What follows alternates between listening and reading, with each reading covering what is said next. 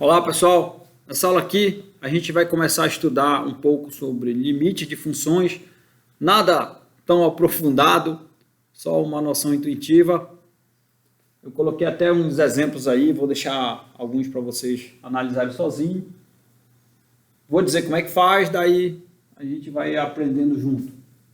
Começar com, então, coloquei aqui calcule os limites, mas antes disso é claro que eu vou ter que dizer como é que faz isso. No primeiro momento, a gente vai sempre fazer utilizando o gráfico da função, daí você vai utilizar o que você sabe lá, o que você aprendeu lá para trás, ok? Eu vou botar aqui o nosso plano cartesiano, vou fazer essa x mais 1, eu sei que isso aqui é uma função do primeiro grau, eu sei que o gráfico é uma reta, e a raiz é menos 1, né? Eu sei que o que zero aqui é o menos 1, então vai ser uma coisa mais ou menos desse tipo aqui.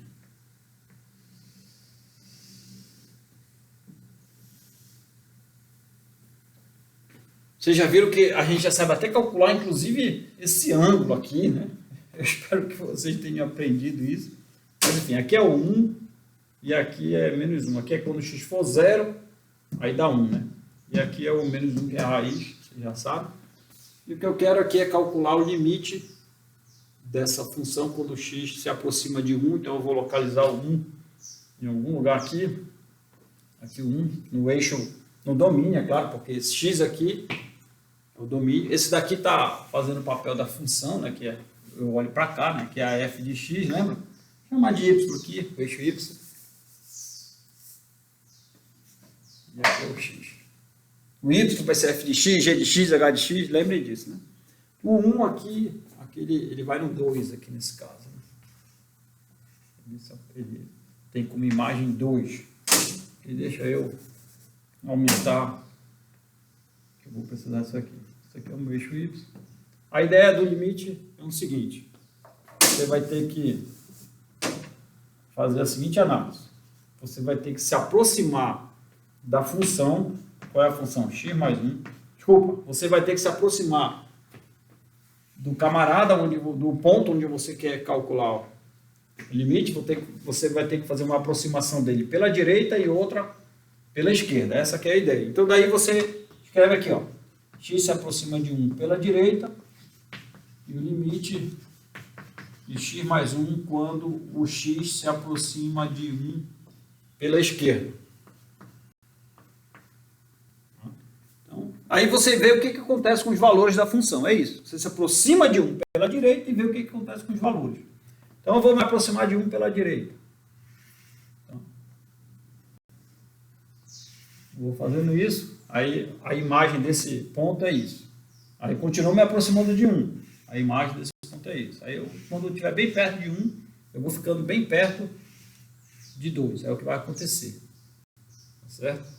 Então, de acordo com essa aproximação pela direita, o que está acontecendo é que lá na imagem eu estou me aproximando de 2 via esses pontos. Né? Eu pego esses pontos e sempre estou me aproximando de 2. Então, isso daqui, a aproximação de 1 pela direita, está implicando que a função, ou seja, a imagem dos pontos, está se aproximando de 2. Não precisa ser, não precisa nem a função estar definida em 1 aqui, tá? Eu só quero uma aproximação do valor que eu estou calculando o limite. Tá bom? Essa que é a ideia. Mas depois é difícil explicar isso agora. Depois a gente vai ver num outro exemplo ali. Vamos continuar esse. Beleza. A mesma coisa é quando eu me aproximar de 1 pela esquerda. Quando eu vou me aproximando de 1 pela esquerda, o que vai acontecendo aqui, ó, com a imagem dos pontos? Vai ficando bem perto de 2. Então é isso. Daí, se isso acontece, se essas coisas estão iguais, né, pela direita e pela esquerda, você diz que o limite é de x mais 1, quando x tende a 1, você fala que é 2. Essa que é a ideia. Aí você não coloca mais nada aqui em cima. Significa que você já fez a análise tanto pela direita quanto pela esquerda, beleza? Então, é tipo assim, a definição de limite, a gente chama essas coisas de limites laterais, depois chama isso. E o que acontece é que se os limites laterais são iguais, então a gente diz que existe o limite, e é esse valor aí. Bom, é assim que faz. O problema você vai ter quando a função não está definida no ponto. Aí daí, porque toda vez que ela estiver definida no ponto e ela tiver uma imagem nesse ponto, por exemplo aqui, ela está definida em 1 e a imagem 1 é 2, esses aí vai ser imediato, você vai ver depois. Agora, se você pegar um caso como esse aqui, ó, vejam que de propósito, em todos esses três casos aqui, ó, aqui é calcular o limite quando o x tende a 2, quando o x tende a 2. Você vê que aqui, ó, você não pode colocar o 2 aqui, ó. O domínio dessa função aqui é todos reais menos o 2, né? Aqui, ó, você não pode colocar o menos 2.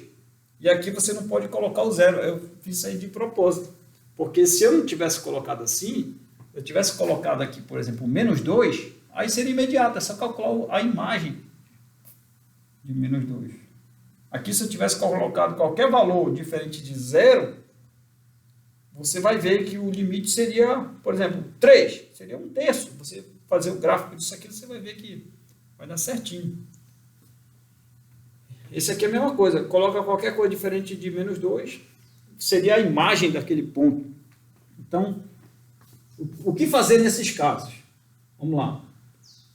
Vamos pegar aquele x ao quadrado, vamos chamar aquele x ao quadrado menos 4, x ao quadrado menos 4 sobre, pegar a segunda, né?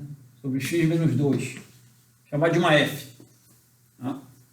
E a primeira coisa que você tem que fazer é simplificar isso aí, achar alguma outra equação para isso, alguma outra expressão para isso aí que seja equivalente a essa, e a expressão é essa daqui.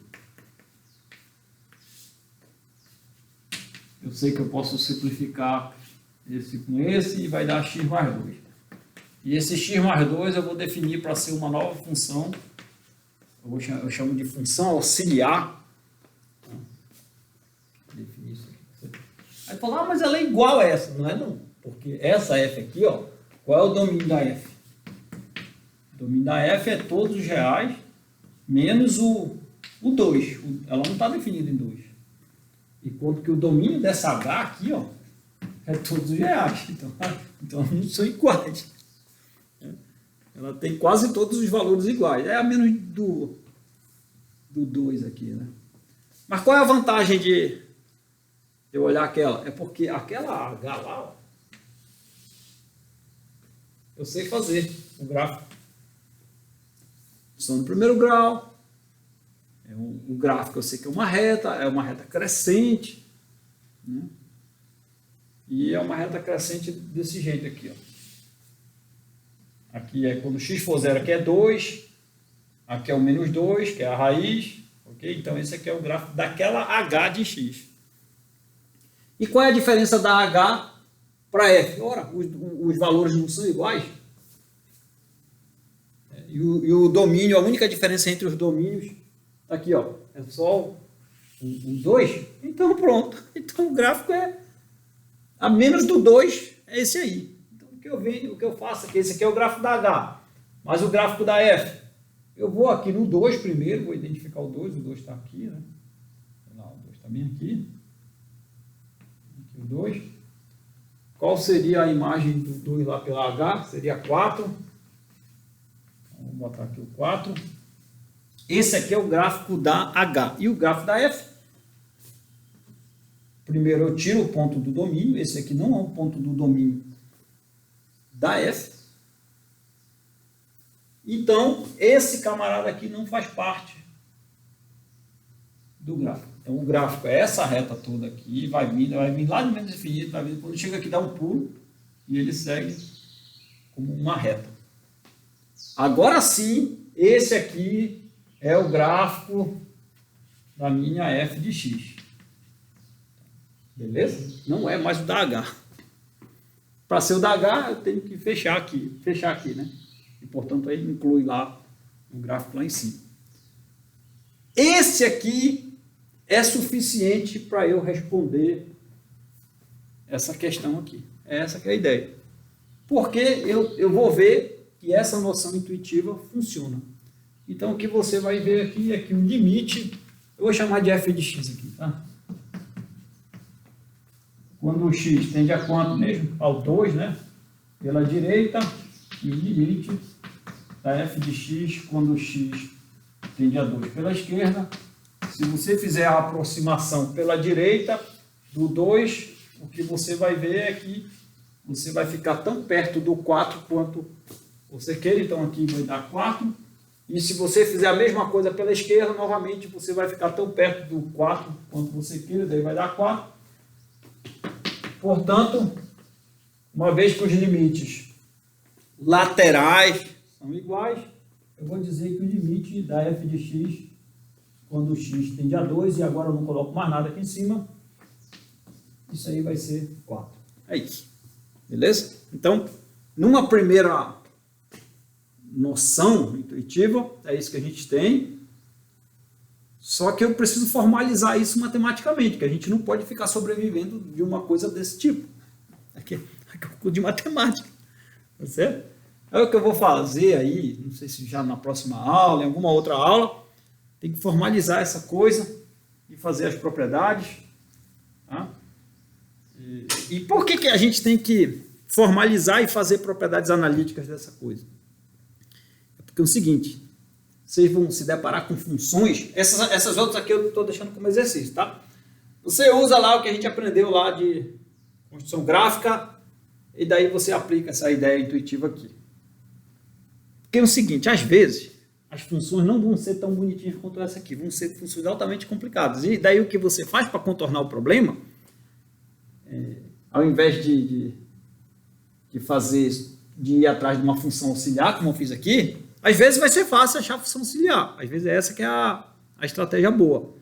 Mas até chegar lá, você tem que usar propriedades analíticas, tipo soma, produto, divisão, de limites, para você ir diminuindo, tornando o seu problema cada vez mais fácil. Essa que é a ideia. Então, por isso que a gente tem que fazer as propriedades operatórias do limite, definir ele formalmente para poder provar essas propriedades operatórias.